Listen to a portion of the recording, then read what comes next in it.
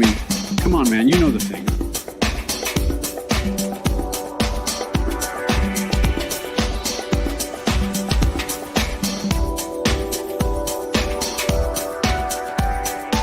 Who else is a more patriotic American than these fine folks? I mean, other than maybe Colonel Sanders, because his chicken is tinger flicking good.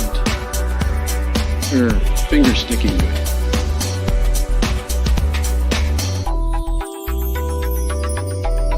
I mean, come on, man, you know the thing.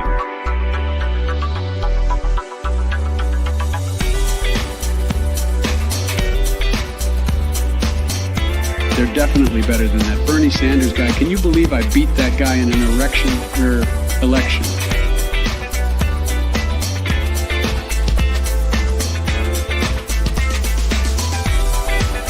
I am Joe Biden, Bo Jiden.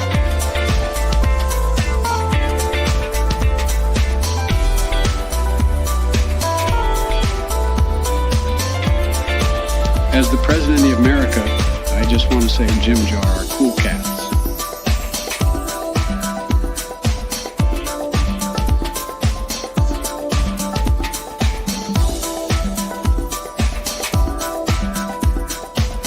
I am Joe Biden, Bo Jiden.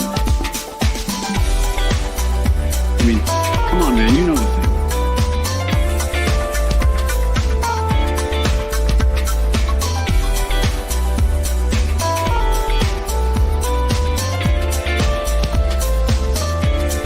Anyways, I gotta go. I have to go to deliver some tanks or something to that President Zelensky guy. Peace out, hooliganies. I can't wait until the future of the end of that where it's going to be something different. But that is super funny for right now. The whole, I got to deliver some tanks to Zelensky. Oh, that shit is so funny. Yeah, you can have a couple. Thank you. Yeah. All right. Good morning, you guys. Hi. Good to see you all. I got a good day today. We've got Scott Desnoyers from the Red Berets coming today to talk for a little bit. He should be here. I'll start talking about it probably around like 1:25, 1:30. Let's see. Hi, Lana. Look at you over on Facebook. Thank you for sharing. Yeah, today's a big day. We got man, I'm having like people on. I think like I guess I'm trying to get a person on every day here today or every day this week. I don't know. Monday we had Willie, and then I guess is today Tuesday? God damn. Yeah, today's Tuesday. Okay, so then today we've got Scott on, and then I think tomorrow we're bringing on Brother Yona. And then Thursday or Friday, maybe possibly one other person. So this is going to be a wild week. I'm already been sweating this morning. So you know how that goes. I hate that shit. But good morning. What's up, Yona? I got some Yona stuff to show today. I'm excited to be showing that.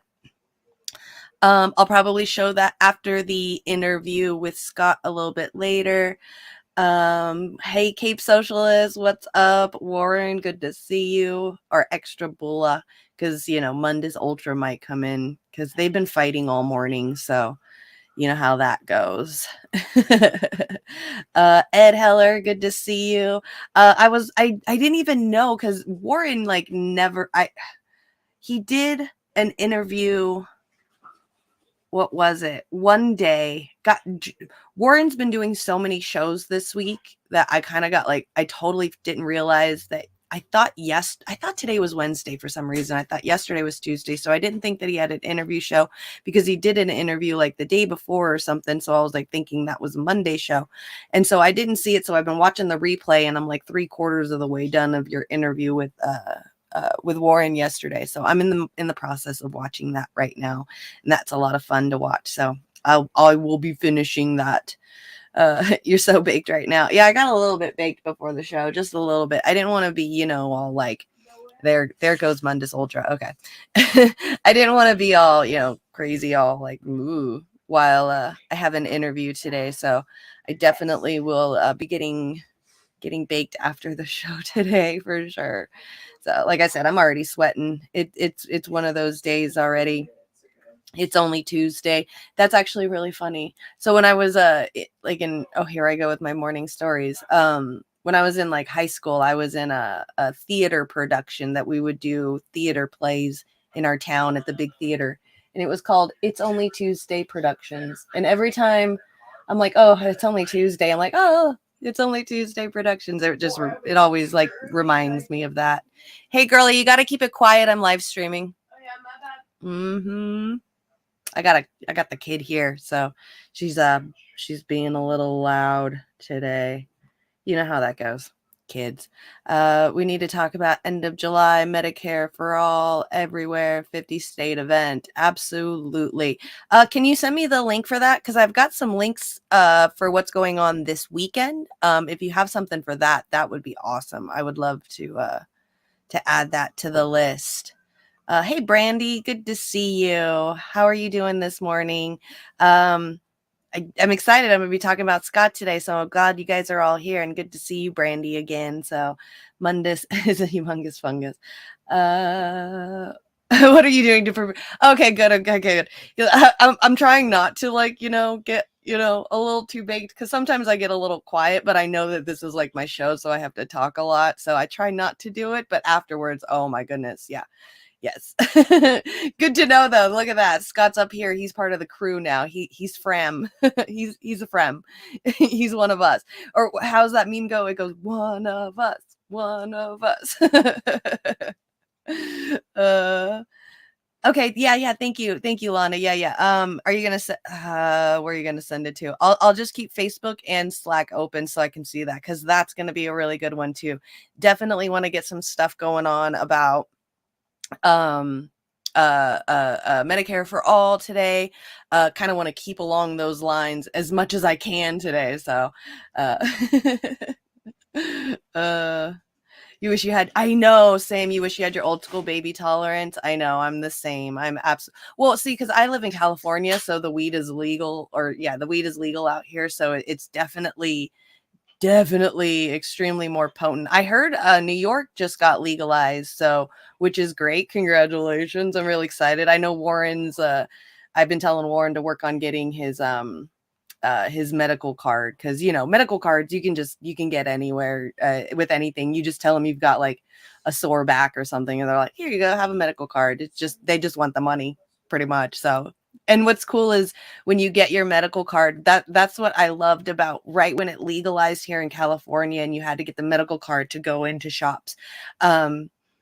Having the medical card is so expensive, but it kind of, after a while, it pays itself off, because all these shops will start opening up all over towns, all over the place. And if you have your card and you're a first time customer, they give you all these freebies all the time. So I would just go to a store for one time and one time only as a first time customer, get a bunch of freebies, and then go to the next store, and buy like 3 or 4 stores. At the end of the day, you got like a bunch of free weed, some lighters, some pipes, all kinds of really cool free stuff. That was my favorite thing about when it first legalized, was all the cool free swag that you got by being a first time customer and stuff. Now here in California, when you go in, it's like you're going in like a store pretty much. You're there's like the shelves are all full of everything, like they're already sealed and stuff, but they'll have like a little nug on the outside with a glass like cup on top of it, so you can lift the glass up and smell what's inside the package. You can look at it, all that fun stuff, so that way you know what you're buying. So it's kind of like an experience shopping now. So they're, yeah, it sucks. But if you get to know some of the store owners, they'll hook you up with like family and friend deals sometimes. So, but you got to like go to that store constantly for them to get to know you. So, you forgot. Oh, thank you. Yes, Cape Socialist. Thank you for reminding me. Please like and like the video if you can. Definitely has been helping with the algorithms. I've been testing the algorithms on Twitter. So I know on Twitter, the new thing is the new rule is if you make a tweet, or if you post a tweet, it's just a normal tweet. But if you add a link to another website, like another link to another app, You took a gummy earlier, Brandy? Okay, good. We're all on the we're all on the same page. You grow your own because you hate paying way too much for crappy ass cartel weed. Yeah, exactly. That used to make me so mad was when the dealers would come by and they're like, "I got the best stuff. This is the best you've ever had. The best." And then it ended up being like, "Oh, it's all right. It's all right. It's not the best." So yeah. I forgot what I was going to talk about. See, I think I am a little stoned, so what's up, kid? I'm live streaming.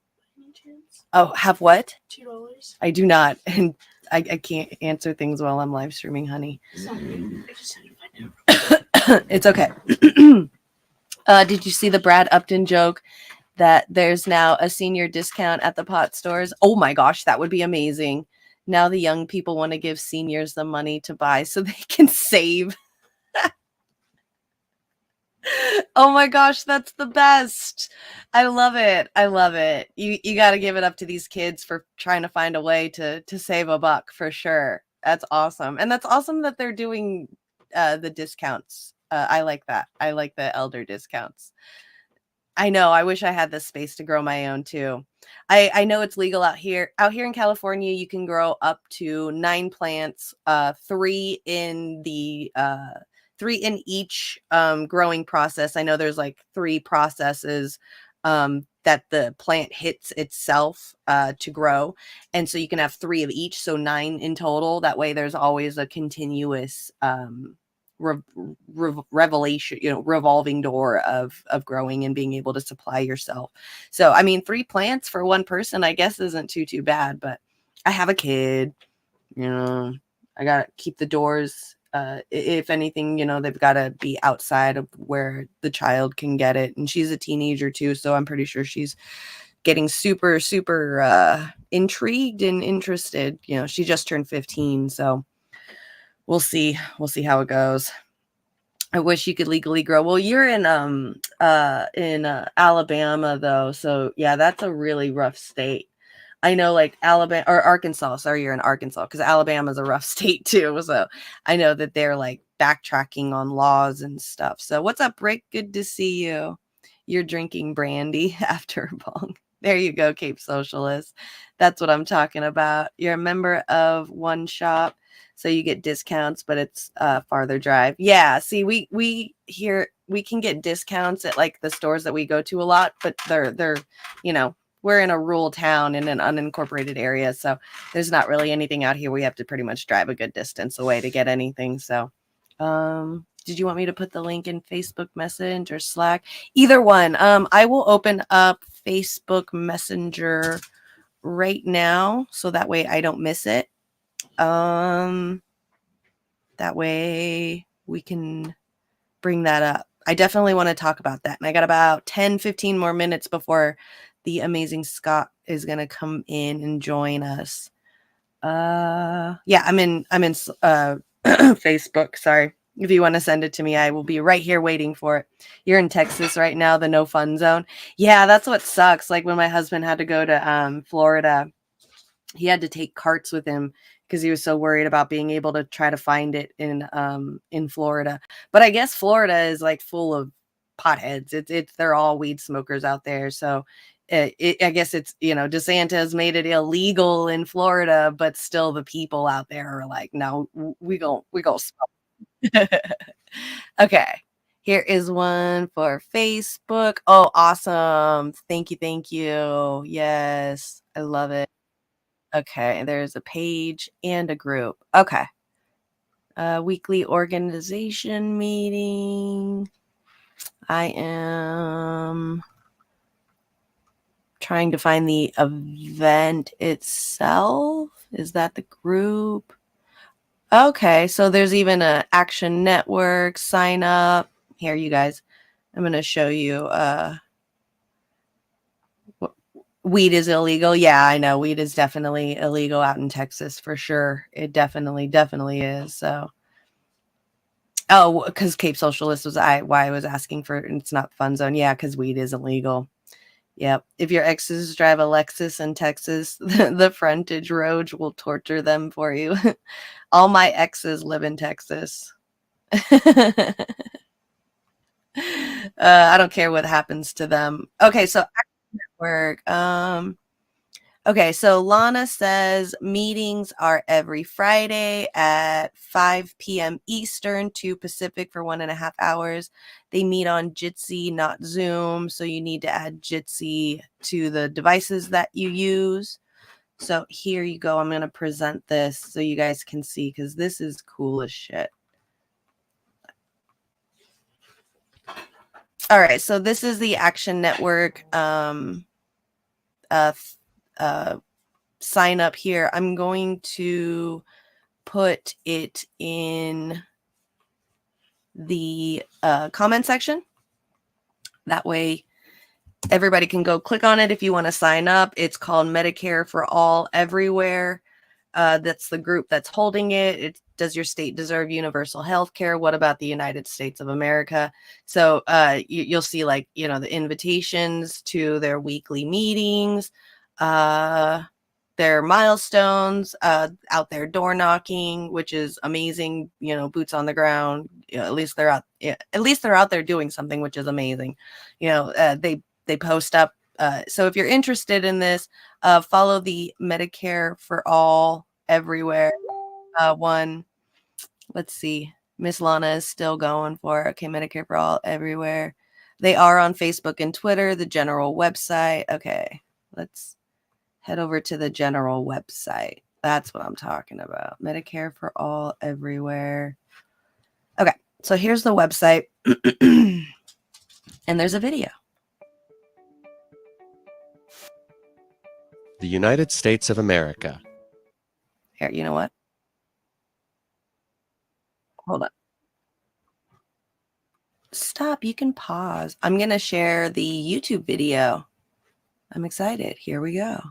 Okay. Industrialized country. And yet, we live shorter, less healthy lives. We're one of the wealthiest nations to ever exist. Yet our healthcare system leaves over 26 million uninsured and many times more underinsured, resulting in around 500,000 bankruptcies related to medical bills every year. We need Medicare for all, and we need it everywhere. Medicare is a public health insurance plan from the federal government. It covers elderly Americans after they turn 65. It's what's called single-payer healthcare, a kind of healthcare system where most doctors and hospitals operate as private practices, but instead of billing you, the patient, they bill the government, making the government the single payer of healthcare expenses.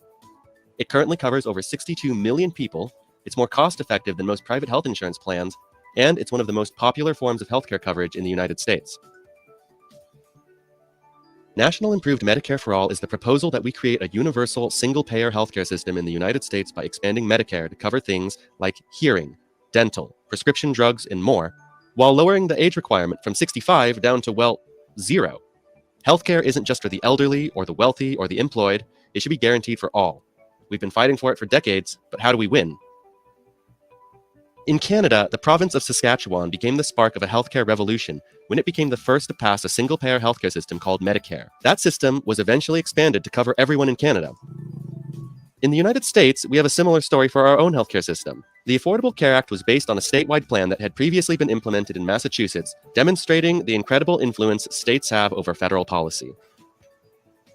In the US, we have movements for single-payer healthcare in many states, from the ballot initiative campaigns in Washington, Oregon, Colorado, and Maine, to legislative campaigns like CalCare and the New York Health Act. Single-payer advocates are fighting all over the country to make healthcare free and universal, but for the most part, they've operated in individual silos rather than as a mass movement.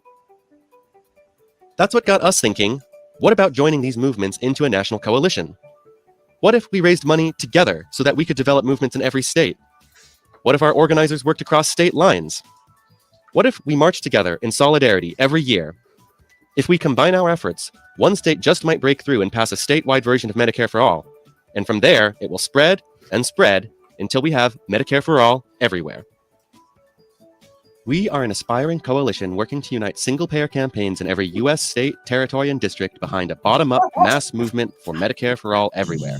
We demand healthcare justice at every level of government. Follow us on Twitter at M4A_everywhere, or go to MedicareForAllEverywhere.org to learn more, sign up to volunteer, or make a tax-deductible donation. Hey, Yona makes a very good point right here.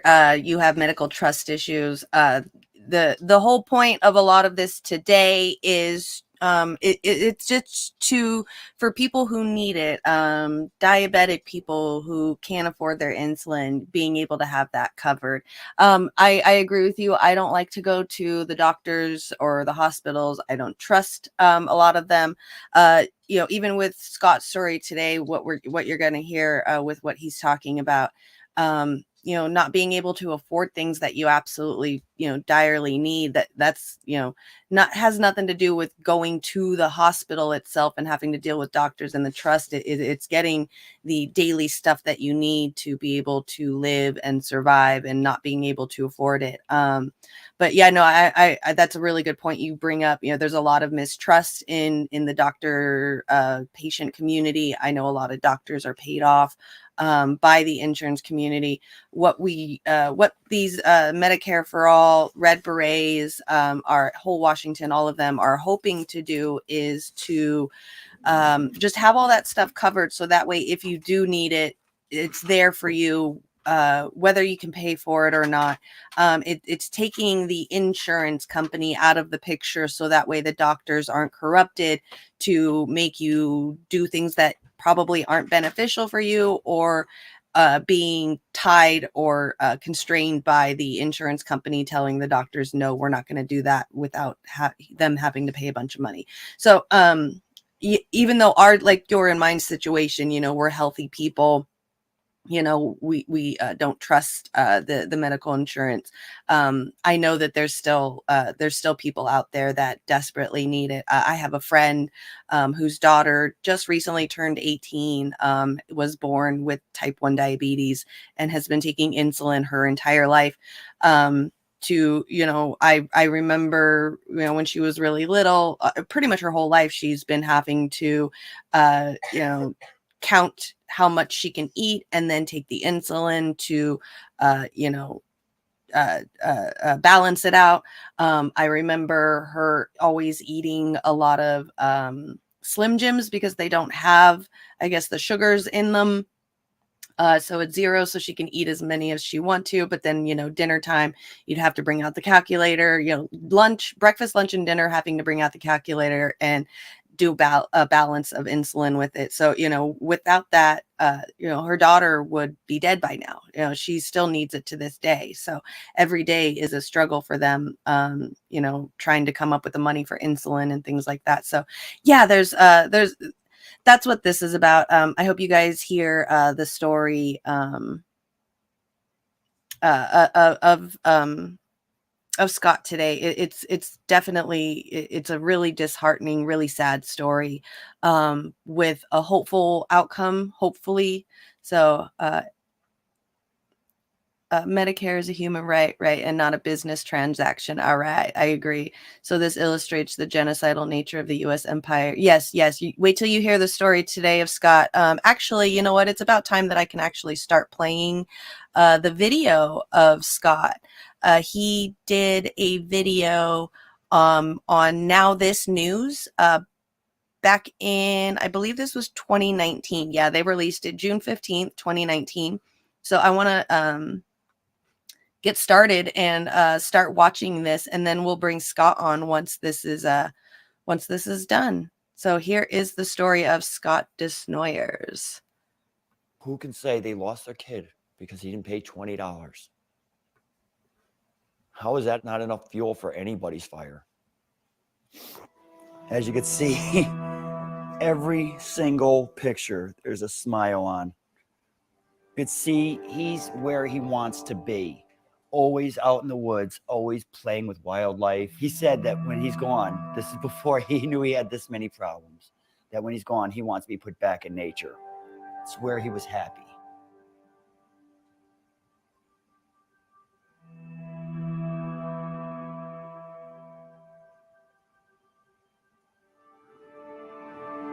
When I finally got down there, what was left for me to see is a tire track on the curb. A pile of mud where his truck was pulled out.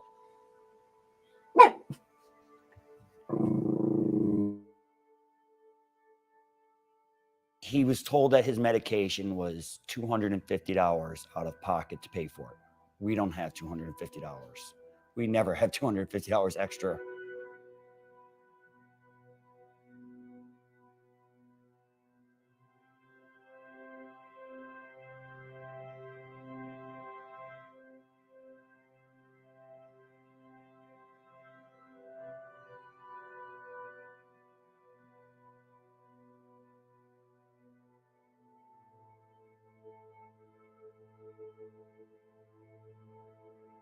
He had problems. Yes. Who doesn't? We all have problems. Doesn't mean it's a death sentence or shouldn't be a death sentence. He was working on his problems. He was doing what we were told that we're supposed to do with these problems.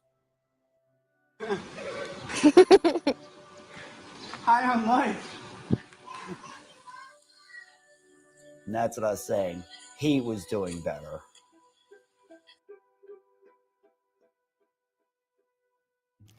Last month, my 29-year-old son tried to get his prescription filled for his depression when he learned he missed a $20 new charge and had to wait a month for his plan to kick back in.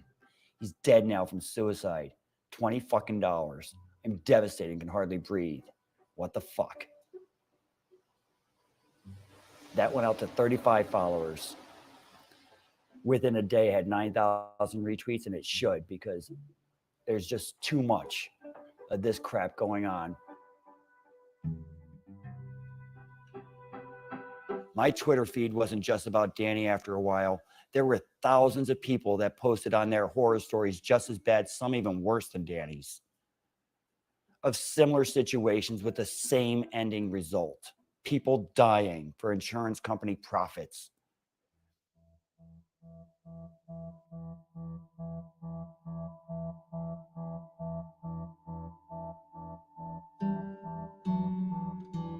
Good morning, Scott. Good morning, Scott. That's what they posted on my Twitter feed. We're sorry about your loss. Would you please direct message us your private information? We'd be happy to talk to you.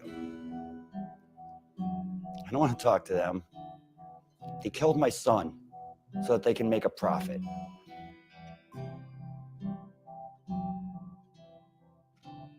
I promised Danny at his funeral, I told him I would be on the Senate floor. I am going to tell those senators myself. They will look at my face and they will see that their laws have consequences. Their decisions have consequences.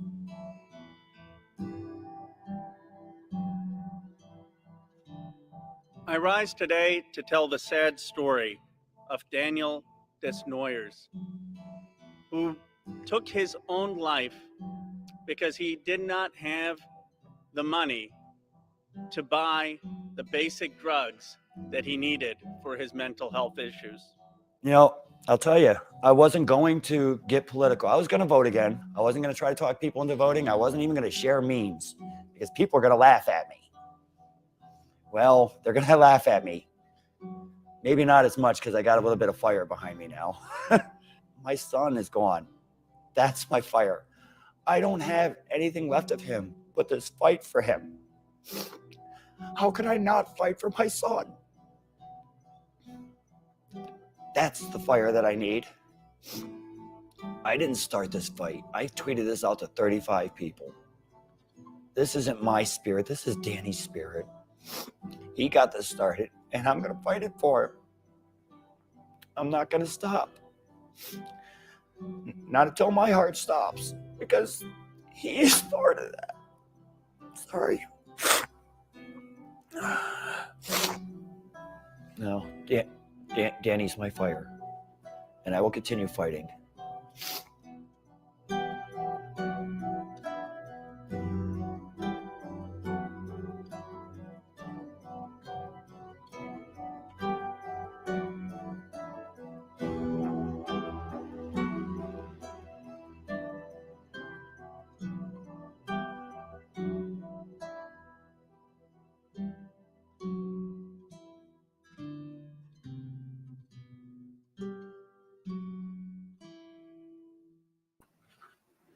That's so sick. Just at the beginning of, or at the end right there, saying that they do, where is it right here, take several steps to remind members about the importance of making monthly premium payments on time.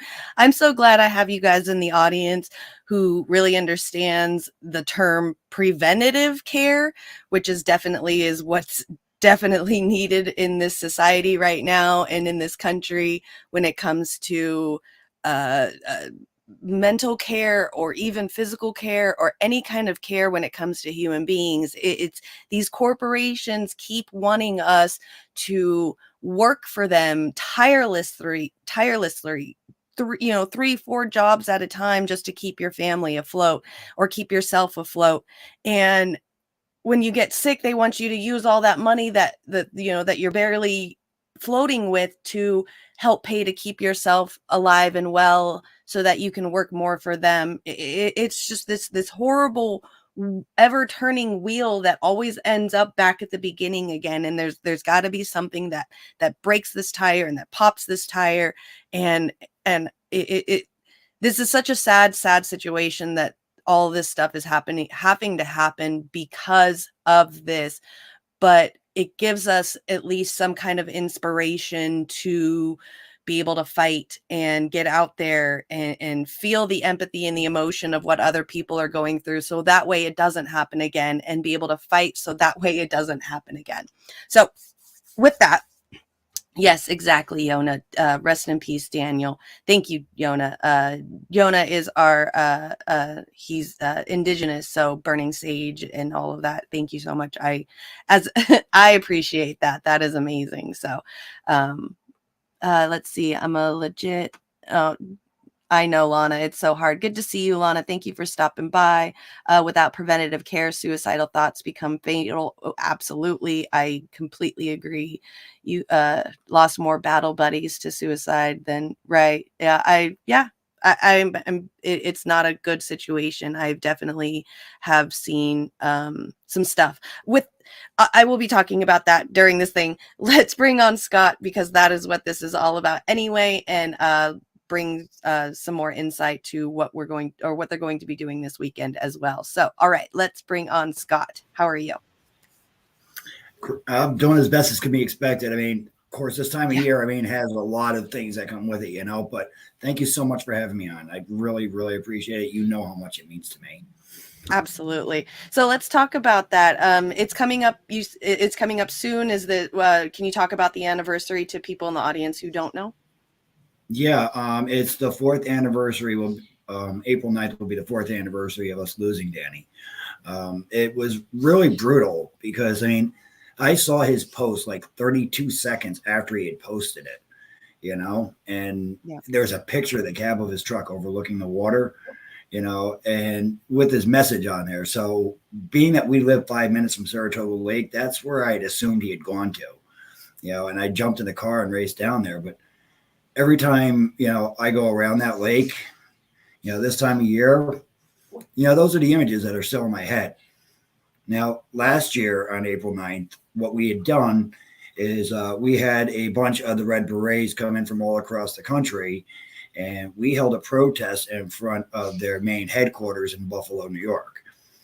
Now, what I had learned during my investigation early on was Fidelis Care was founded by a Father Patrick Frawley, an ordained priest of the Brooklyn Catholic Diocese. Now, April 9th this year is also Easter Sunday. Now, for people who've lost loved ones, you compound the death date with a holiday. Yeah, that shit's rough. But anyway, so what we did was we had figured that if Father Frawley is really a man of God, and I'm not trying to be a hypocrite here. I am, not a very religious person, actually not religion at all, but I was raised Southern Baptist, and what I was taught about the Bible was that Jesus was all about healing the sick, and here I see this priest that he has been relieved of his duties from the Catholic Church, but this priest is wearing this collar for photo shoots to sell us all health insurance. And as we did mention, health insurance is not health care. It is a contract, and these contracts profit by denying, not supplying health care. And they act on these incentives, as Danny's story is actual proof of. So how can this person claim to be a man of God and profit from denying the poorest among us on Medicaid the health care they need to live? This is not what his scriptures have taught us, right? So anyway, we had demanded that he either renounce his title of priest and admit that he's no man of God, or he renounces the legalized manslaughter that he has profited from and come out swinging against the for-profit insurance industry, as did Wendell Potter, which you might be aware of. He was an executive from Cigna who, after they lost a 17-year-old little girl named Madeline because they refused a bone marrow transplant, he was trying to fight to get her that bone marrow transplant. It was his job to, swing the story so that it didn't look so bad. And when Madeline's parents were protesting Cigna, Wendell's like, you guys got to get her, this approved. And he fought the board for like 7 months, I believe it was, before he finally got it approved too late. By the time he got it approved, her surgery had just passed 2 days ago. And with, bone marrow transplants, it's not like you can redo that. And a couple of days, they ended up losing her. So anyway, this year, we are, being that it's Easter Sunday, we are no longer allowing this priest the option to renounce his teachings that he is so proud to wear that collar for. And we are saying you must renounce the legalized manslaughter you've profited from, step down and come out and fight along our side for not just, national improved Medicare for all, but for the New York Health Act, for whole Washington, for CalCare, for MassCare, for that ballot initiative that's being started in Utah. The Red Berets' whole thought, just like that Medicare for all everywhere, who has endorsed this action, as did KRTD Media, our whole thought is we have to unite all these state-based legislation. Now, some states we have, like whole Washington, have a ballot initiative. New York does not have a ballot initiative, but we had the New York Health Act. Now, we had the votes to actually pass the New York Health Act last year. We had the majority in both the Senate and the Assembly. Now, rumor has it that there are 2 senators that were co-sponsors of the New York Health Act that went to Andrea Cousins and said, do not call this bill for a vote because we don't want to vote on it. Co-sponsors of the bill said, don't call it for a vote. Yep. These politicians are out there saying, I support this bill, give me your vote, and then saying, don't call it for a vote. Right. We need this pressure. Yeah, how do we keep fighting that when we can't even get the assembly to put it onto the floor for a vote? Yeah, I mean, we have to do these actions. We have to be out there in the streets and let our politicians hear us. We have to be calling them. We have to do everything we possibly can to make sure that we're holding them to their word. Right. Holding a politician to their word. Right. Because they're servants to us. They're supposed, I watched the Healing Us video and I saw some charts that went along with it, and seeing that what the people want and what politicians give us is usually just the same. It's like a straight line. They don't really give us what we want, and what we don't want, they're going to pass it anyway. But when it comes to these rich elites, it's straight from the bottom up. If they don't want it, it doesn't get passed. If they want it, it definitely gets passed a lot higher than us. And when it comes to Medi-Cal and stuff, I think we've talked about this before. I've seen this before in person, like right at the same time. I had 2 friends a couple of years ago, both had liver problems. I believe that their livers were dying out. Both of them were a little bit older. They both, did drugs and alcohol in their 20s and stuff. So they really had really bad livers. One was kind of famous, had a lot of money. The other person was very poor, lived in a trailer in a very small town, didn't have medical insurance. The poor person ended up passing away. They couldn't get a liver in time, and the rich famous person, got a new liver within a week. And that's just how it goes. It's whoever can line these doctors' pockets the fastest and the quickest, and that's what gets them what they want. And it's so hard to get doctors to see this when which is crazy, even in your situation, having this Frawley guy, this guy who's supposed to be a pastor, a priest, a father, is out there being, would you say, a senior VP for a medical company, right? Now he is now the vice president. Actually, last update was his tenure is pending. However, still receiving the salary of $4.9 million a year. Vice president of Centene, which Centene is the largest beneficiary of the ACA's managed Medicaid program, and at the same time has been sued in multiple states for Medicaid fraud. Huh, that's lovely. Yeah. Okay, Yeah. so he's getting free subsidies from the government. Yeah, biggest beneficiary of the ACA's managed Medicaid program, which I might add, that is the program that Danny was on, was managed Medicaid. Now, what happened is in 2019, prior to COVID onset, they came up with this great idea that if you make over a certain dollar amount and you're on Medicaid, you can stay on Medicaid, but you have to pay a $20 essential plan premium. Now, Danny was in a domestic dispute with his girlfriend and had just come to move in with me. Now, like most domestic dispute, while cases are all pending, there was an order of protection. So Danny couldn't communicate with his baby's mom, which is also where he got his mail. And so he wasn't even aware that there was a new $20 premium. And that's why when he called up, he found out about it, because that day he comes home, he's like, Pops, I want to get my meds refilled today. I found out my insurance been canceled. Like, okay, Danny, how much? And he's like, it's $250. I'm like, all right, we don't have that, right? But I was like, get a hold of your therapist. She'll be able to help you out. You got an appointment with her in a couple of weeks, but get a hold of Fidelis and find out what's going on. Well, when he called up, they're like, yeah, you didn't pay this $20 premium. And he pulls out his card and he paid it right then and there. And it must have been like April 1st or April 2nd or too close to the deadline. I don't remember the exact day, but they're like, your premium or your plan will be reinstated on the next billing cycle of May 1st. Now, risperidone is an atypical antipsychotic. Danny, most of his issues were actually anger issues. You gotta see this. I love this. This is a flag that I made for the New York Health Act. Right. This is Danny's bow staff. Oh, wow.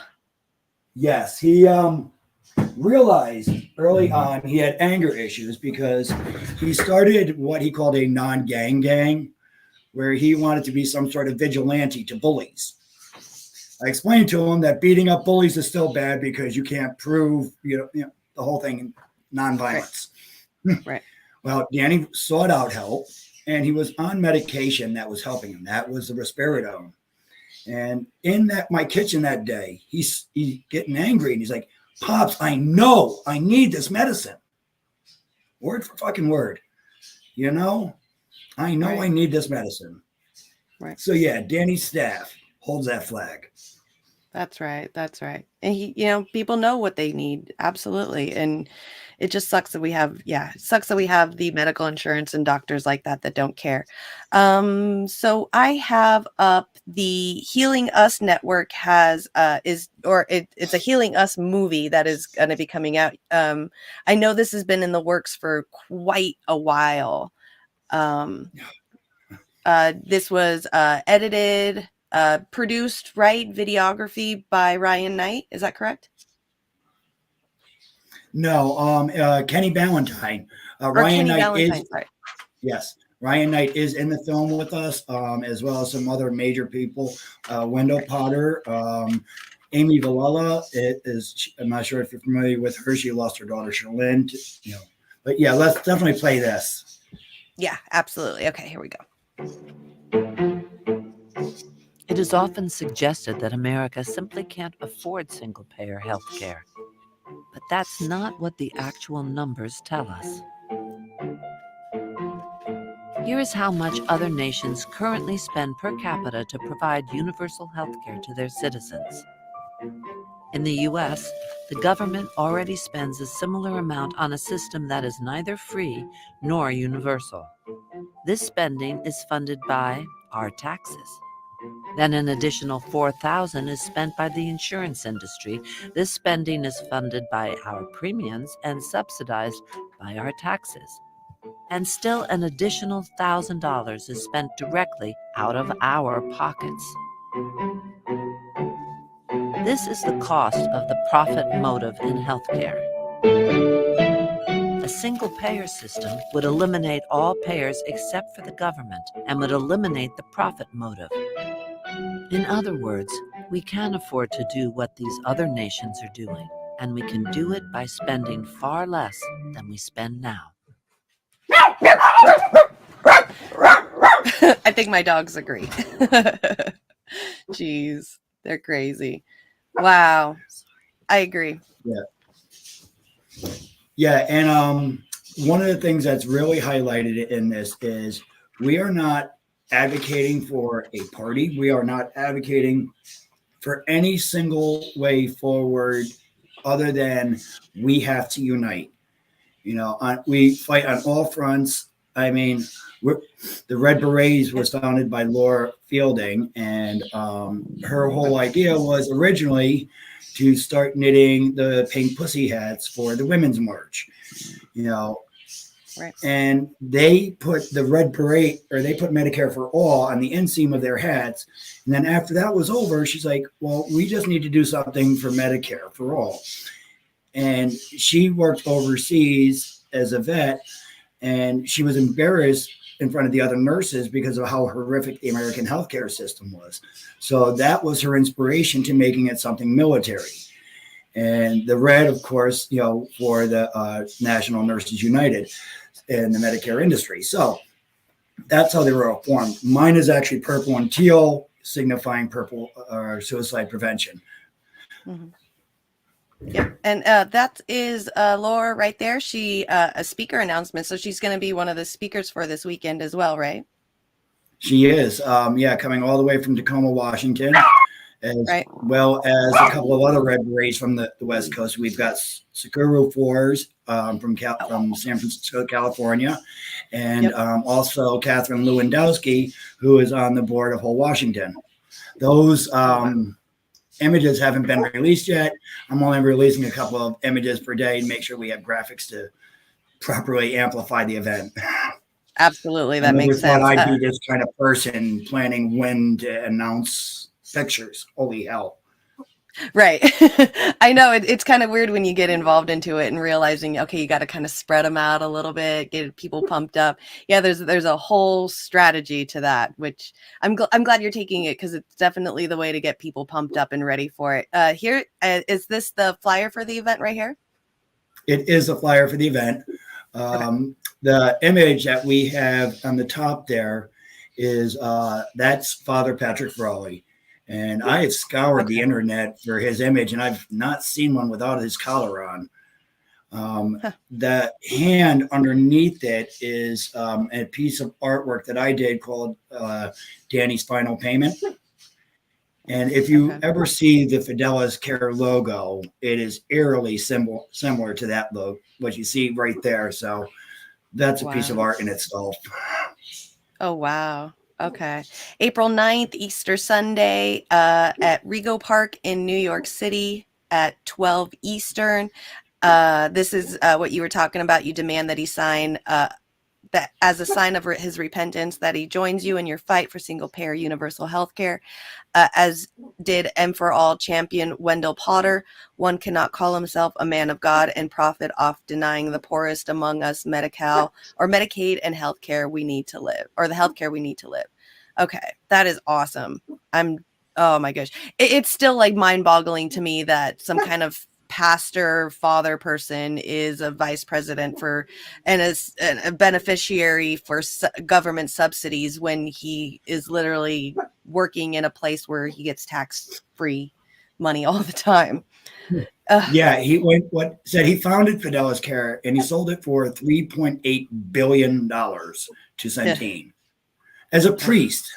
I mean, I guess they don't take a vow of poverty anymore. Their vow is more along the lines of to lead a life consistent with those they wish to lead.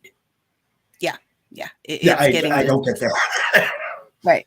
It's just pretty much the same as these big ones, these big pastors that we're seeing out, that are getting viral for buying an extra airplane because he can't be on a regular plane with demons. It's the same thing. This guy's just making extra money off of not caring about and otherizing other people and considering themselves higher than and better than. So yeah, it's disgusting and definitely it's still gross and shocking to me, but I should be saying, go figure, they would be doing something. Well, I mean, this. you also remember you were talking earlier about how it's not just one party, it's both parties.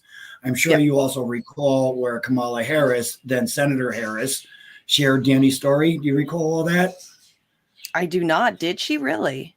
Oh, yeah. Well, I mean, I will be totally fair. I'm always an open book, but when I first started in 2019, I was pretty much politically ignorant. I had no idea concept. But when this happened, I wrote to every senator that co-sponsored Bernie's bill and asked them to share the Now This video in support of Medicare for All. This is also when they had that big campaign where all the contendants were visiting with Adi Barkan, right? And I was surprised when Kamala actually shared it because, I mean, I knew enough to say that she wasn't the most leftist of the group, right? So, 3 weeks later is when she was on the debate stage and they asked her if her Medicare for All plan would eliminate the for-profit insurance industry. And she put her hand up, right? But immediately after, she's like, "Oh, I'm sorry, I misunderstood the question." Her plan was for corporations like Centene that killed my kid to sell us Medicare. She used Danny's story as a commercial for the ones who killed him. Right. No, she knew when she shared that story, because if you look in the wording of her tweet, what she said was, no one should get cut from their insurance because they're $20 short. It's time to pass Medicare for All. No, Kamala, no one should be denied health care. We're not saying we want a damn contract. We want health care. Yep. And she purposely, intentionally worded it that way because she knows 3 weeks later she had a plan to reward Centene. Right. Yeah.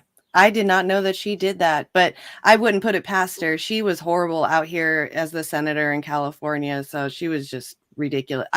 My kid still worries about missing school days because she was sending parents to jail for kids missing too many days of school. And there were parents that were really, really sick sitting at home and couldn't force themselves or force their kids to go to school. And I think they jailed one mom who was pretty much on her bed, couldn't move anything and couldn't force her kid to go to school, and they arrested her. It's horrible what she does. So, and now she's our vice president. I remind that to my child all the time. Like, that's our president, our VP now. You have no idea how difficult it was not to go all Karen on a magazine rack in the supermarket one day when her face is all over the magazine rack. Could you picture walking into the supermarket and seeing a guy kicking everything on the magazine rack? Right. Yeah. I know. It makes me even more angry. Like, I think my tipping point was recent when she went to Africa. Seeing her in Africa, oh my God, the virtue signaling and the meaning behind all of it. I think that's the tipping point for me. I'm like, I'm done. I'm so done. I'm really hoping that she tries to run because it will highlight how bad the system is and give us a louder voice. Damn right, I will use her against herself. Damn right, because we deserve health care, not contracts. Yep, exactly. And that's just it. We call out both parties. Mm-hmm. So you did a joint public hearing for the New York Health Act back in 2019. I'm getting ready to show it. Do you want to talk about that a little bit for people? Yeah, I mean, to this day, with as many times as I've been in front of a camera, and I hate being in front of a camera, just for the record.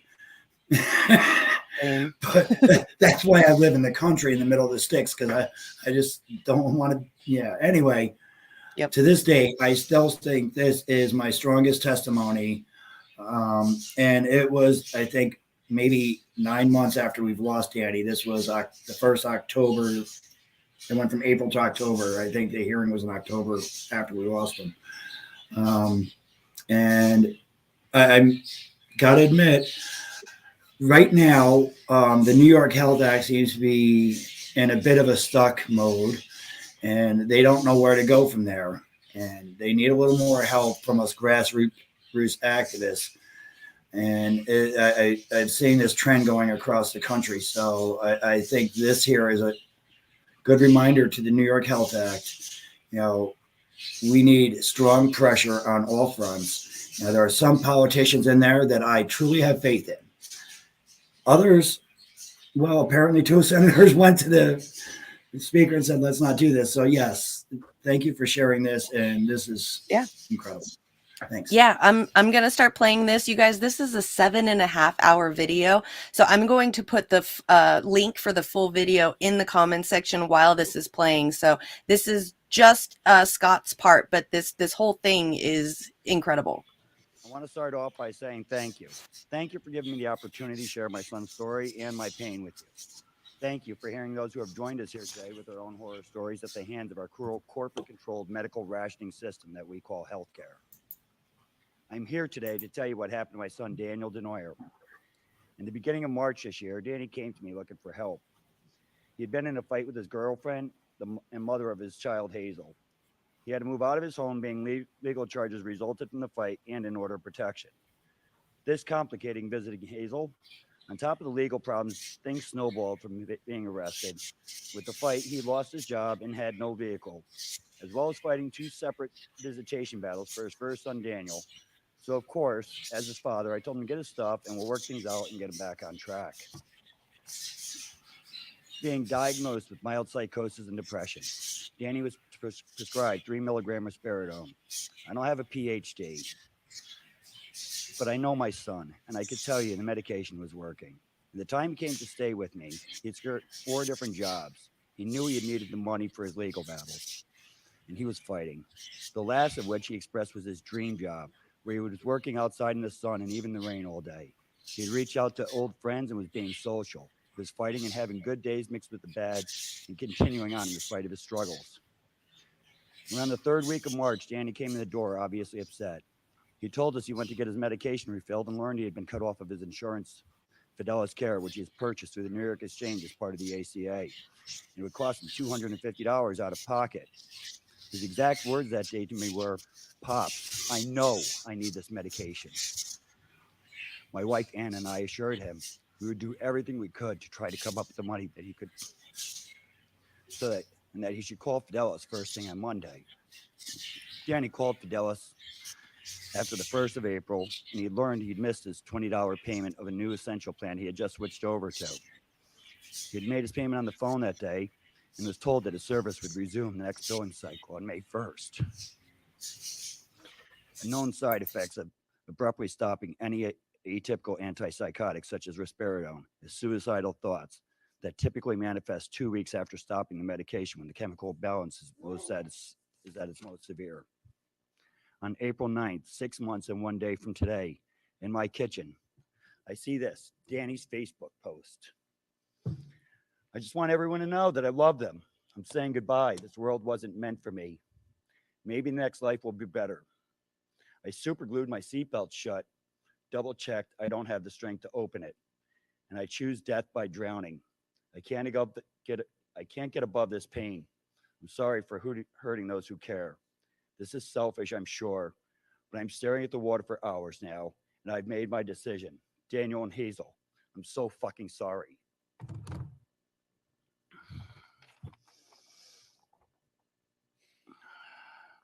I live 5 minutes from Saratoga Lake. I jumped in my car and raced to the lake hoping to save him, only to find out too late that he was at the Mohawk River. I don't want to be here today. As a matter of my opinion, I don't think many of us do. I don't want the world to see me cry or hurt, but I can't be quiet when such a cold, cruel judgment has been delivered to my son for missing a $20 payment to a corporation that made a 24% growth and reported a $60.1 billion revenue in 2018. In the richest nation in the world, we allow the insurance industry to write laws and deliver them on our lawmakers' desks, wrapped in a pretty campaign donation wrapping paper. If we were a just nation that put its people before profits of the oligarchy, if America was a real democracy like our forefathers fought for, none of us would have to be here today. None of us would be living the hell we are in the hands of billionaires' profits. I'm standing up and demanding that our nation starts to put its people before money. My son's story is not alone as we look around and see so many more behind me. If we had a single-payer universal system such as New York Health Act or Medicare for All, not only would we the people save money, but we would save lives. There is no logical argument against this other than the oligarchs don't want us to lose money. We as Americans attack our enemies that would kill our children for profit. How much more pain and suffering do we Americans have to show our politicians before they start standing up for us and demanding a single payer system and remove corporations from denying us care for their profit?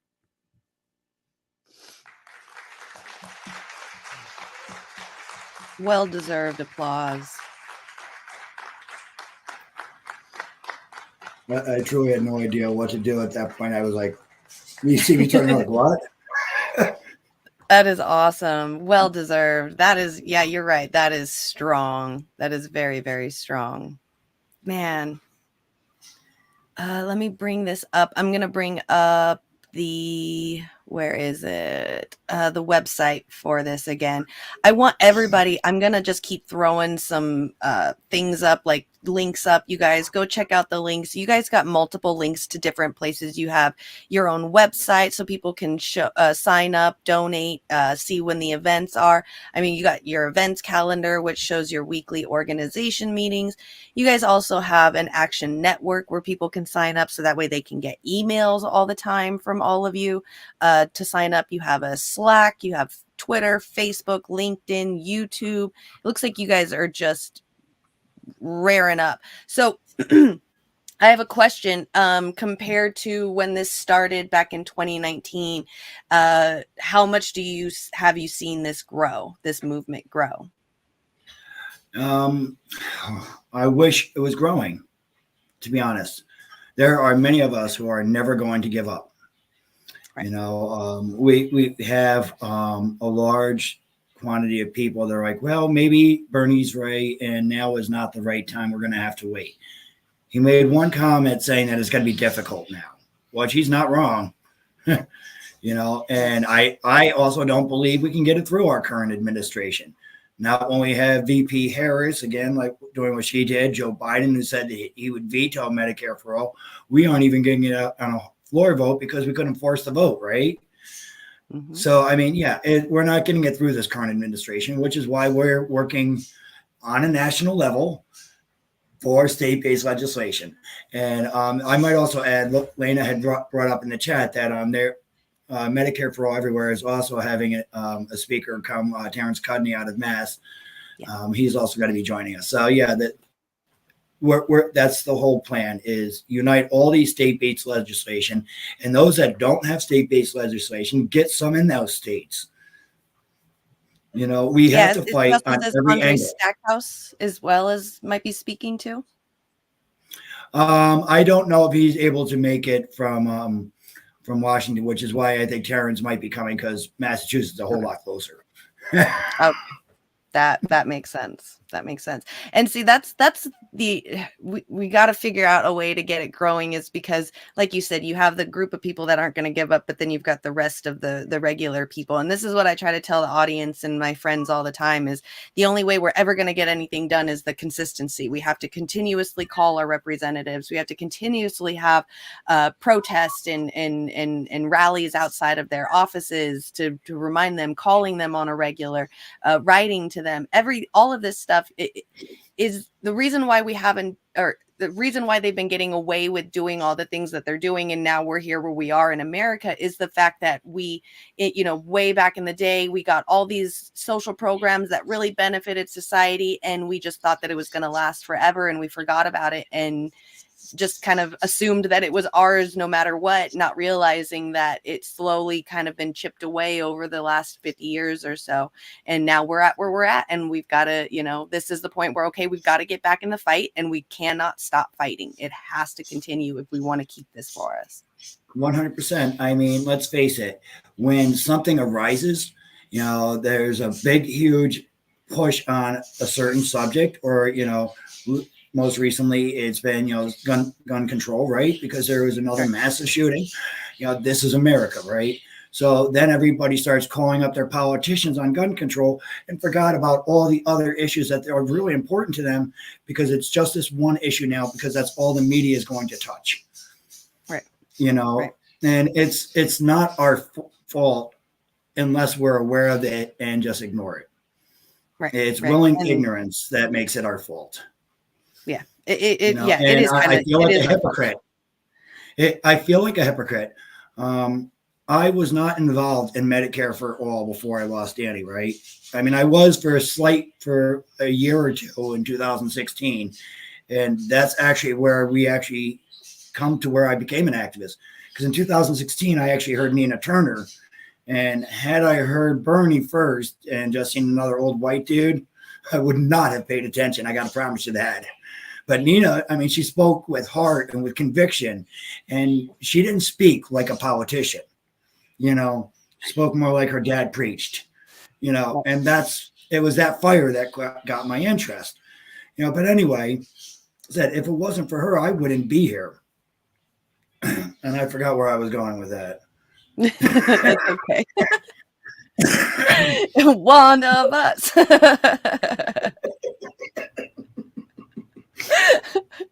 Yep. So Lana was also mentioning something about an end of July thing as well.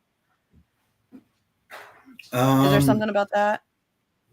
Lana's going to have to let me in on that. I lost track of that one. Okay. So out of all the states that you guys have been working on for getting Medicare for all nationwide by working on the state-based solutions, how many states so far do you have out of, all of them? Do you have of people at least showing interest in organizing in their state? I know you've got New York. I know you got Washington and California as well. There's also always been a big movement in Colorado, in Utah. And this is highlighted in Healing Us.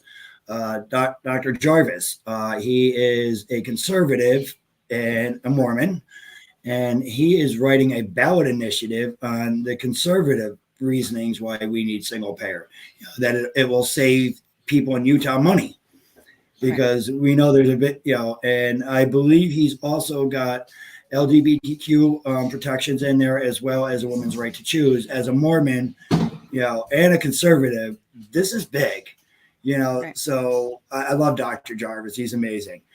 But, Utah, Massachusetts has got a big push that they're working on.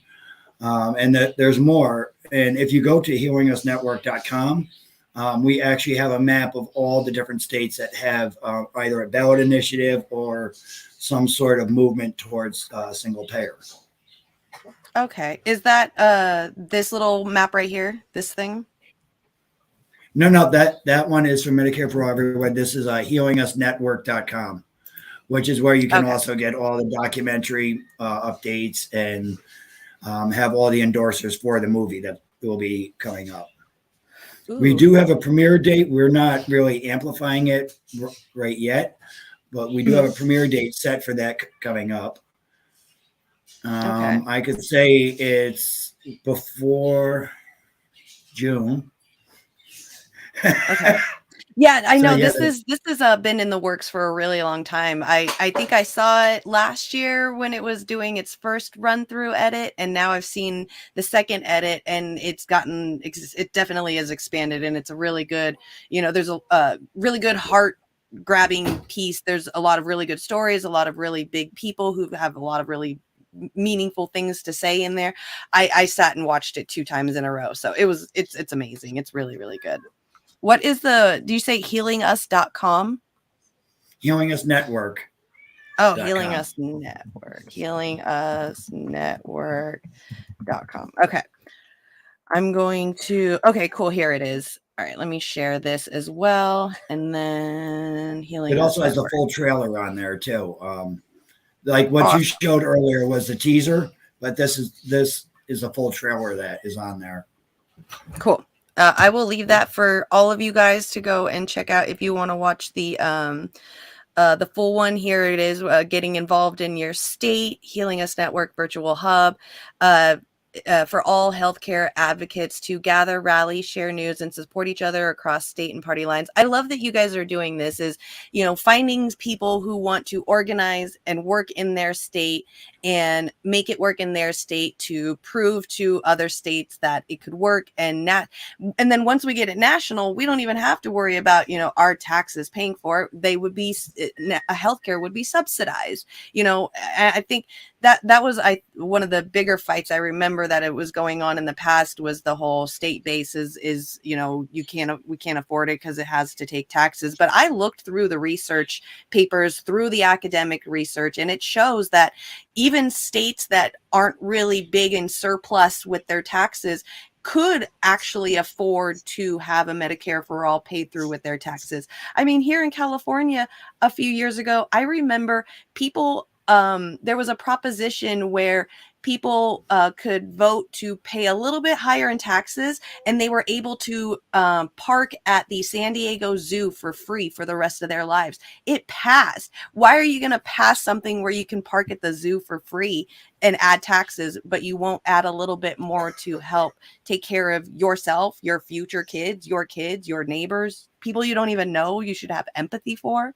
It's crazy. Well, I think that comes down to the broadcasting, right? I mean, when the media is out there saying you'll get to park for free versus we're going to be paying for people's healthcare who are lazy and they don't want to work, and it's the branding. Exactly. It's, hey, we're going to benefit you instead of you should have empathy for your fellow neighbor, which should be, what do you expect? We're a narcissistic country. This is America.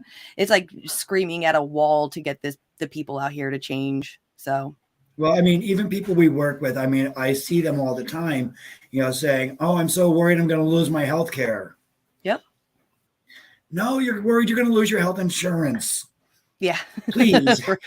I know it sounds really stupid, but the wording is really important here.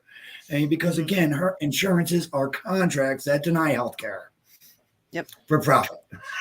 Yep. Absolutely. So, and these people that are in the business that need to understand their wording is important. Yeah, and that's what they also in the business for profit as well, by denying people healthcare. Like, people just don't realize that they're just, my medical insurance won't give it to me and I need it and they don't care about me. Yeah, absolutely, that is very true. They make that extra profit by telling the doctor no, because if they give it to you, that means they have to pay more than what they would profit off of it. So yes, absolutely, they do not care about you. When are you going to realize that? When you dive into this and you hear all the inside information and people are like, oh, they're a bunch of conspiracy theorist wackos. No, we're not. Okay. Right. They are using psychological warfare against us. Back when when Kennedy was running on universal healthcare, right? United Health did a study. Before this, nobody ever used the term government run or government controlled healthcare. Everybody called it Canadian style or universal healthcare. America loved the sound of universal healthcare or Canadian style healthcare. But you know what scares the crap out of us? Something that's controlled by the government. So United Health put this think tank together and they came up with the term government run, government controlled healthcare. And they told them, like, listen, stop saying universal, stop saying Canadian style, use this. And what do you know? That's all people use to this day. Mm-hmm. It was come up on purpose.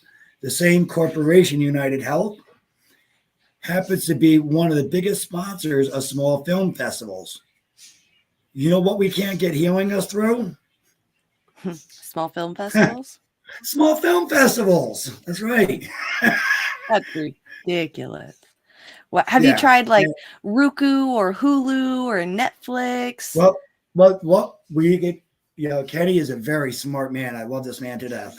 Okay. He had considered, using Hulu or Netflix, which has a lot of sponsors in the insurance industry, right? I mean, you always see insurance companies on Hulu and Netflix. What if they bought it to shelf it? Right? Oh, Yes. I didn't think about that. I wouldn't have either, but it's something that can be done, and I believe has been done. Right. Yeah, You because know, movie people will and buy scripts just to shelf them. Yeah. yeah, and we had been in the last pick on several film festivals, some of the really well-known ones, and the last draw is when we got cut every single time. And according to something that we've heard, I'm just trying not to make sure there's any legal issues. The sponsors have a lot of input on the last draw of what is selected for the film festivals. And we got cut in the last draw. Of course. So Wow. after the premiere, it will be available on Amazon. Okay. Cool. Well, at least you guys got it on Amazon. That's a good one. Not bad. That is. And this way, the insurance lobbyist has no way to stop us. And Right. that's why we decided to get a bunch of organizations such as Healthcare Now, Whole Washington, and different organizations like that to endorse us. And they can amplify the movie, and we'll reach the group of people that we need to reach. Yes, that's what I'm talking about. So I just got a message from Sherry Wise. She's going to come on Friday with me to talk about why publicly funded healthcare is good economics, and we can put in another plug for your event for Sunday as well on Friday. So Thank you. definitely. Yeah, absolutely. Let me share out this one as well. Okay, I put the Healing Us one. Are you guys you're part of the Action Network sign up page on there too? For the Healing Us Medicare Network? for All. No, Medicare for All everywhere. I work with them, but I'm like, and I think I'm signed up with them. Yes, because I get their email. Okay, And cool. we speak at each other events and everything. I'm a very busy Cool.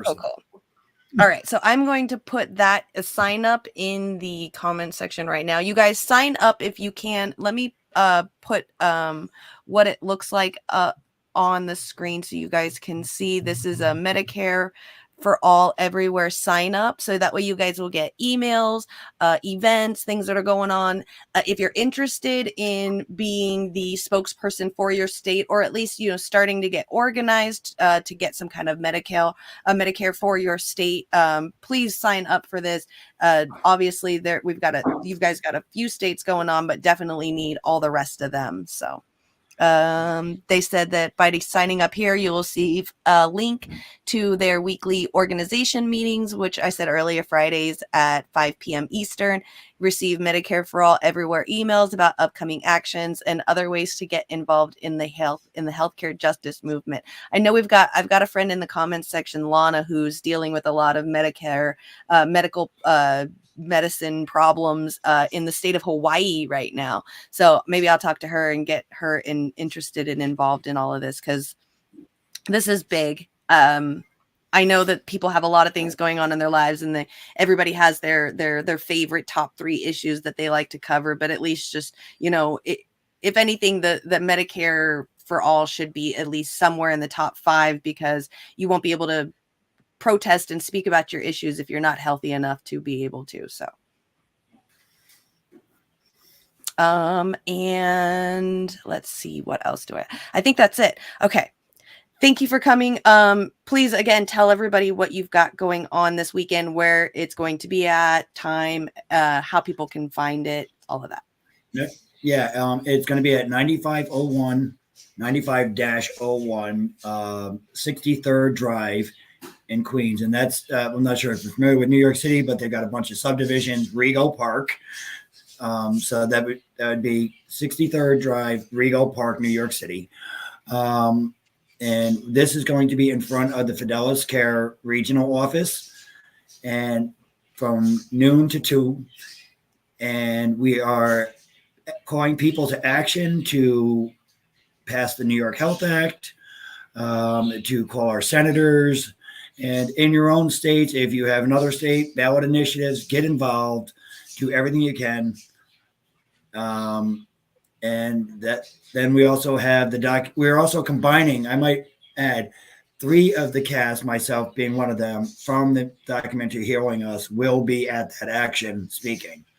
So yeah, we got this amazing lineup of speakers.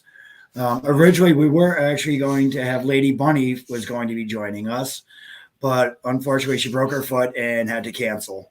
But we are sending positive vibes to Lady Bunny. Hope you get well soon. And I want to thank everybody that has been helping me with this action. I say all the time, I'm not an organizer. I'm an activist. I have no idea what the hell I'm doing with this crap. And if it wasn't for everybody helping me out, I would be absolutely nowhere. So thank you, everybody. And again, I've adopted the suicide prevention hashtag, no one fights alone. Thank you all. Thank you so much. I put the Twitter for the New York Red Berets in the comments section for you guys to go and check out their Twitter page, give them a follow, retweet all the things that they got going on. And thank you again so much for coming. Thank you. All right. Oh, he forgot to talk about merchandise. There's merchandise. Look at that. We got merch, you guys. They've got merch. So if you guys go to the New York Red Berets, possibly you'll be able to see if they've got merch on there. That would be awesome. I know that they're going to be wearing their special merch for this weekend, for the rally itself. So maybe they'll have some there, which would be absolutely awesome. Let's see if they've got there. Is that one of the merch right there? The red shirts, which is kind of cool. Yeah, I know, right? Nice graphics. So you guys go check that out. That is Scott Desnoyers, New York Red Berets. They're going to be out this weekend out in New York, protesting and doing a 1-year anniversary to Scott's son, and also protesting against that crappy ass judge, or the crappy ass priest guy. So all right, let's see. Their mugs too. You bought a few. Ooh, I dig the mugs. I dig the mugs. That is awesome. But thank you, Scott, for coming. I super appreciate everything that you're doing.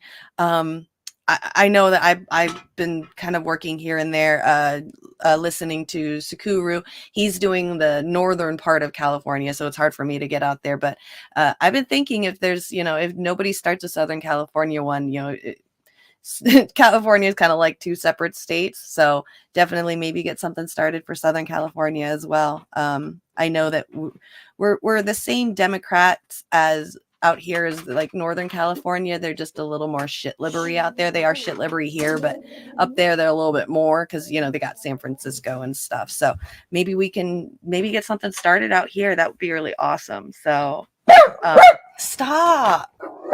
Man, these dogs are on my last nerves. So we've got, yeah, I know. Stop it, lady. Oh my goodness. Okay. Like, sit on the bed or something, please. I've got a show to do, you guys. I've got people watching right now. All right, so our brother Yona sent me some stuff this morning that I wanted to show you guys.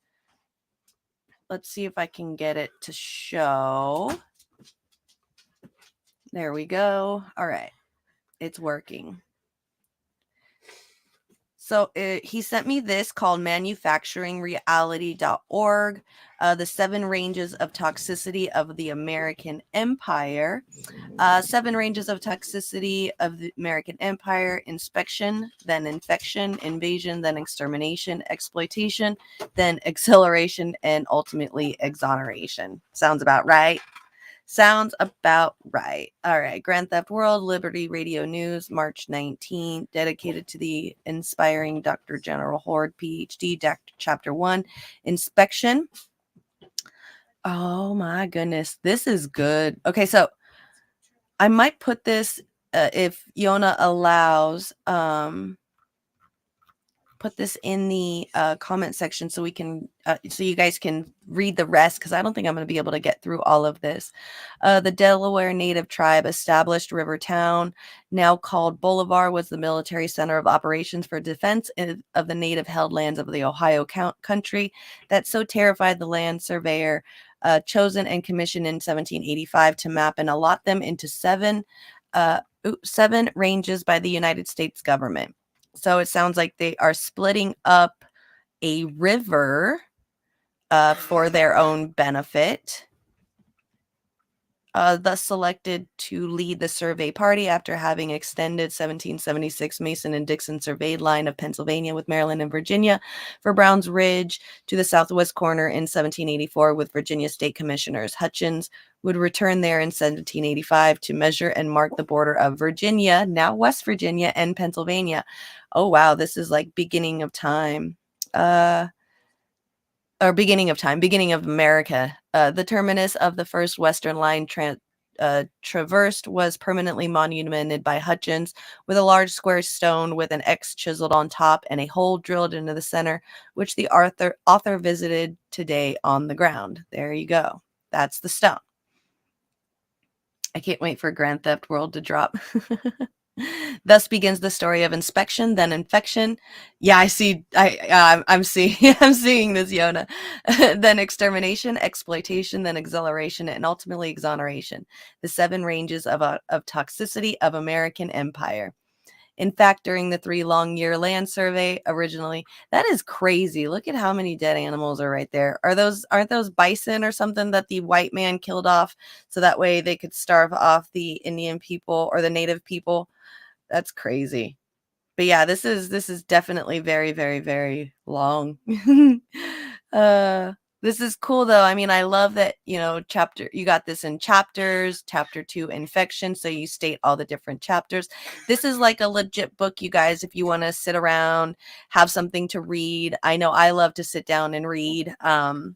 I could probably just pull this up on my phone and read it while I'm taking a bath. That would be absolutely amazing. He's got pictures to go with it. Yona is insanely intelligent when it comes to the history, world history. Even I learned so much from him every time I talk to him. He will be on here tomorrow, so I am going to read through all of this. I'm pretty sure I could get this book done today. I'm a reader. This is what I do. I read. Look at, there's the Yona right there. Look at that. Out there working the trees. But yeah, I'm definitely going to be releasing or be talking with this or to him about this today and be reading this today, which is awesome. Look at that. Idaho Joe's retweeting tweets from the drizzle. I'm gonna follow that on Twitter. Follow. I didn't even know I wasn't following. There you go. Liberty Radio host. You guys want to give this one a shout out and a follow as well. Let me copy link to profile. Buffalo Skulls. Oh, Buffalo Skulls. There you go. Okay. Here is the Twitter for the Lieutenant Colonel Drizzle. That's so funny. Okay. Oh, didn't mean to do that. Okay, cool. Man, Facebook does not want to send the video or the links at all. So yeah, you guys give this a read. Save this into your phone, put this as a bookmark and read this, because yeah, this is going to be some good stuff right here. Also, Yona sent me some videos from his Rumble.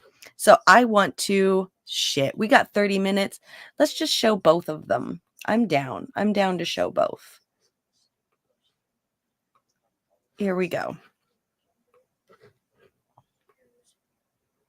Do we got to turn up the volume? Yes, we do. Can't grow up fast enough. This is a baby. My kid just turned 15, so this song is awesome to me.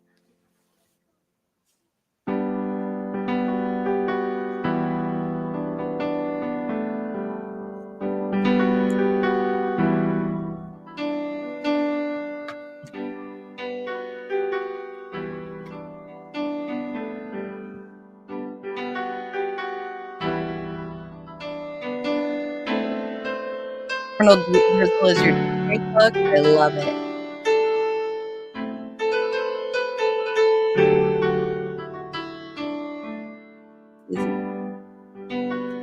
From the gas for the first breath, This is my baby. till I took the first step,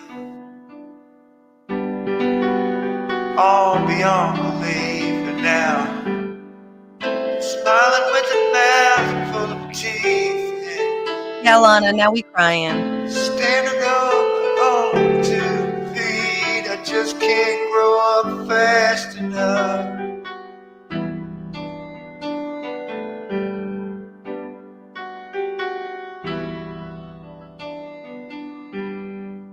Still wet behind the ears, responding to the fears, passing all the years.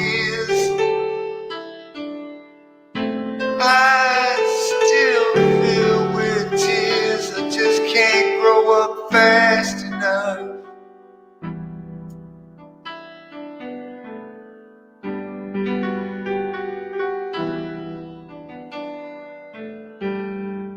Every obstacle is a jungle gym, and can't nothing stop me. I climb right through, pull up my chin again.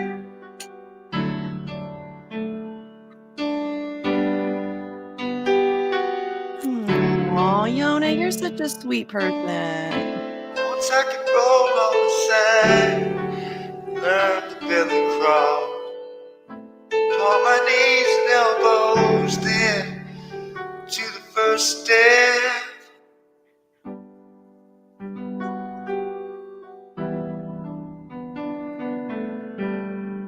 Cries and screams turn to babbles and gurgles, and slowly words form. I can express myself.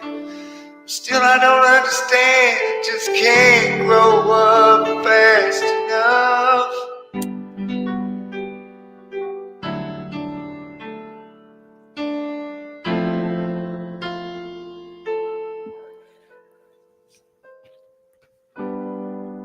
Beauty in nature, cruelty of humans. Time can't just go fast enough by, and I just can't grow up fast enough to my liking.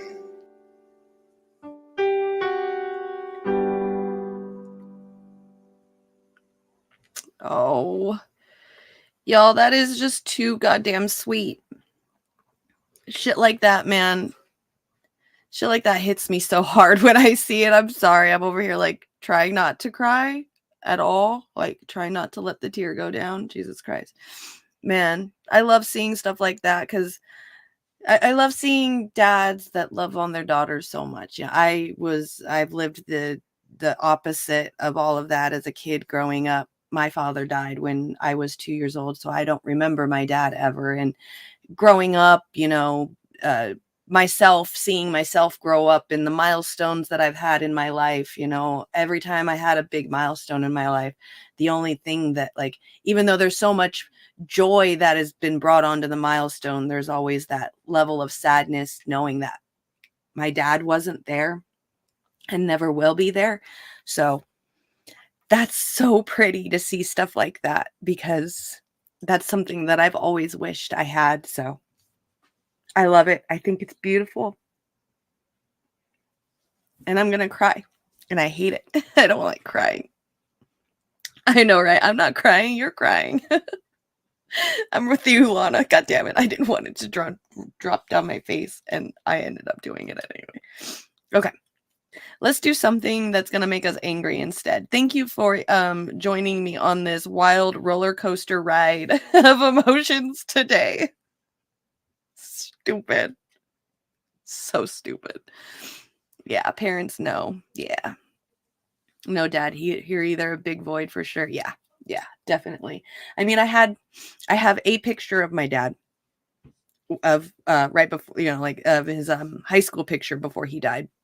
So I have his last high school picture, and my mom put it in a little frame and hung it over the like this little like arch thing during my wedding, so that way my dad could be there for my wedding. And I had a little picture of my dad for when my kids were born, so that my dad could see that my kids are born. It sucks. It's always in pictures. So whenever I see dads that love their daughters so much, it's heartbreaking, but it's beautiful at the same time. It's kind of like that. I love it for you. I just wish that I always had it. Not jealous or anything, like maybe a little bit of jealousy. I am human, so it's beautiful. I love that stuff. No, you're good, Yona. I know. Look at this crybaby. I'm such a fucking crybaby right now. Ugh. I don't think about my dad very often, and when I do, this is what happens. Like maybe once every couple of years or so, I'm just like something hits, and I'm just like, oh, my dad. So you're good, Yona. Thank you for that. That was beautiful. Let's watch the next one so I could dry my face. Linda Murphy lives in East Palestine, roughly 3 miles from Ground Zero and just up the hill from Leslie Run Creek. There were several dead fish floating at multiple locations along Leslie Run. So I walked up to the cage, and this is what I found. Amanda Brashears was going to feed her 5 hens and rooster this morning when she discovered them all lifeless, practically in the same position, with no signs of a predator entering their enclosure.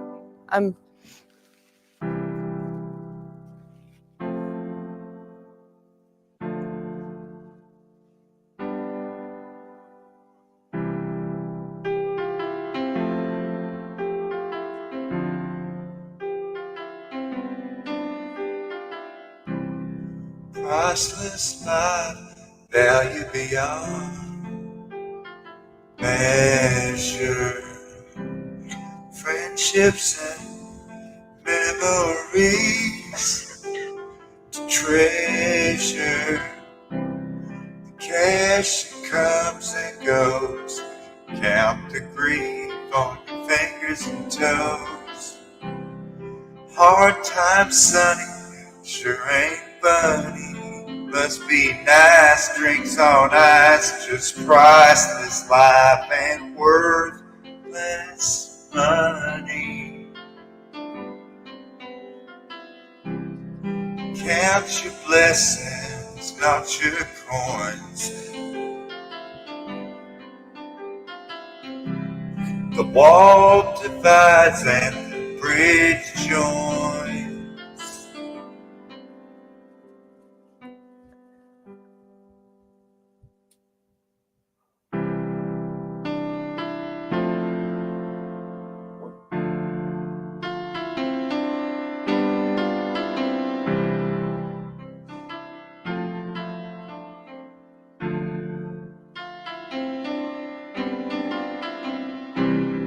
Ruling criminals beyond reprimand, the castles yet stand on the land.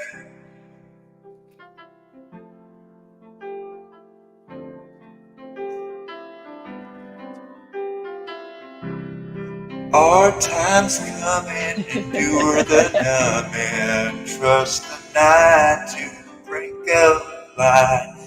Such priceless life and endless loving. Priceless life, valued beyond measure. Friendships and memories to treasure. The cash it comes and goes, such priceless life.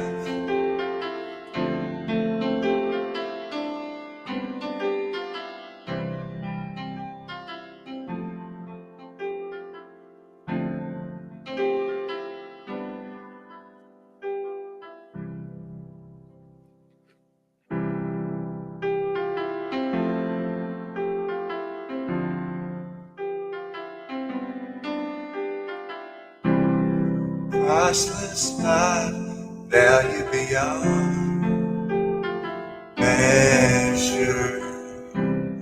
Friendships and memories to treasure. Cash comes and goes, count the green on your fingers and toes. Hard times, sunny, sure ain't funny. Must be nice, drinks on ice, just priceless life and worthless money.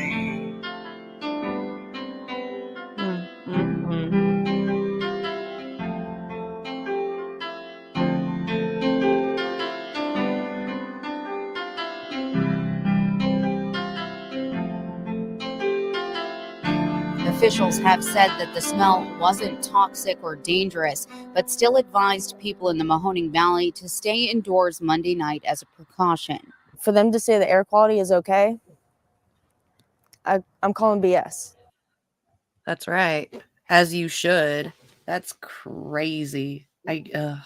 Still seeing that stuff. That's still going on. You know, people are still out there not doing well at all. So, yeah, but the news doesn't care. The news just keeps going on to the next thing. So I like what Misty said the other day on Warren's show. You know, America's kind of like the nice new shiny object in the news, you know. As long as the next shiny object comes in, they can be distracted to not pay attention to what's still going on, you know? And that's still going on out there. It's crazy. So, yeah, the soft side of DJ Yoda. I love it. I love it. You got me all up in a hoopla of emotions. I think today was just an emotional day, too. So, you know, sometimes a little cry needs to come out every once in a while. But thank you for that. That was awesome. So Yona's going to be joining me tomorrow, so I'm excited about that. I'm excited to see what we're going to be talking about. Maybe some new stuff. Definitely talk about what's going on out there in Ohio too, and all of that still going on. So I'll probably look up some of that show, the YouTube show. What's his name? I can't Status Quo or whatever, see if there's anything new that's going on out there. That way we got something to talk about tomorrow. And anything else he wants to talk about. So right here, sign this paper and take this check, Norfolk Southern. Exactly. That's exactly what they're doing. So yeah, even the workers. Yeah, that's the most recent one, that even the workers are falling ill from it. And they're still saying that it's okay out there for them to breathe. Other countries, even in Russia, are saying that East Palestine is America's new Chernobyl. They're calling it the Chernobyl of America. So, you know, other countries are seeing how bad it is and how bad the government is handling this situation. It's just our own government that's kind of like, oh, well, it's not in the news anymore. On to the next thing. You know, let's worry about Trump being indicted. That's more important. So, right, Squirrel Tribe. It's an actual YouTube channel called Squirrel Tribe. That's funny. I love it. Yeah, that feeling when BBC reports CDC suffered TCCD exposure, bruh. I'm pretty sure 99% of Americans don't even understand what any of those words mean. They're like, oh, that's the alphabet companies. We ain't listening. That's deep state. Oh, God. Brand new stories and club bangers. Yes, I'm excited. Okay, so that's what I have for tomorrow. Hopefully maybe this week at some point, maybe Thursday, bring on maybe possibly Misty. I sent her a message, so we'll see if she reaches back. If not, that's not a big deal. And then Sherry just said on Friday that she wants to join to talk about the economics of state-based Medicare for all and stuff. So that's going to be exciting too. Squirrel Tribe does some excellent reporting on items that MSN do not report. Okay, I'll go check them out. That's interesting. I've never heard of Squirrel Tribe before. So Enya remix, ooh, with Jordan and LeBron. That's what I'm talking about. I like me some Enya. So then on Saturday, I know me and Warren's got our secret show, which I still have not shown him this, but I still have to send this to him. So I went to Jack in the Box and got some food, and they had this sauce there. And you know, me and Warren on Saturday nights, we have our secret show. It's called The Secret Show. Check out this Jack in the Box sauce. It's called Secret Sauce. Can you believe that? I found this. I had no idea they had this until the other day. I still have to show Warren this. This is freaking awesome. Jack in the Box has a secret sauce, like our secret show. I thought it was really cool, but now that I'm thinking about it, we might get sued. Oh well. Anyway, go check out the secret show on Saturday with me and Warren. Right, that's fire. It's not good though. I mean, it's all right. It could be a little bit spicy. It's a little on the sweet side, but it's all right. Secret sauce can be interpreted in so many ways.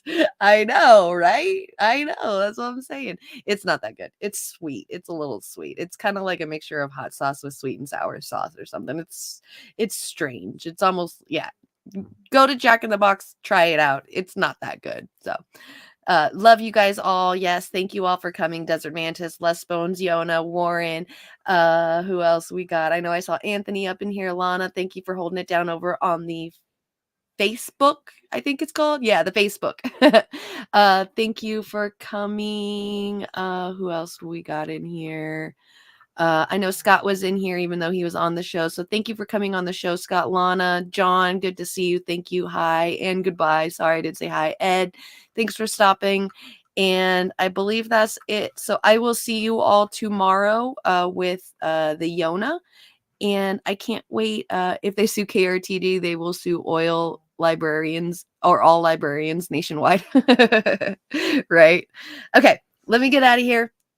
I am going to talk to you all tomorrow. And I can't wait to see you all. Okay. Peace.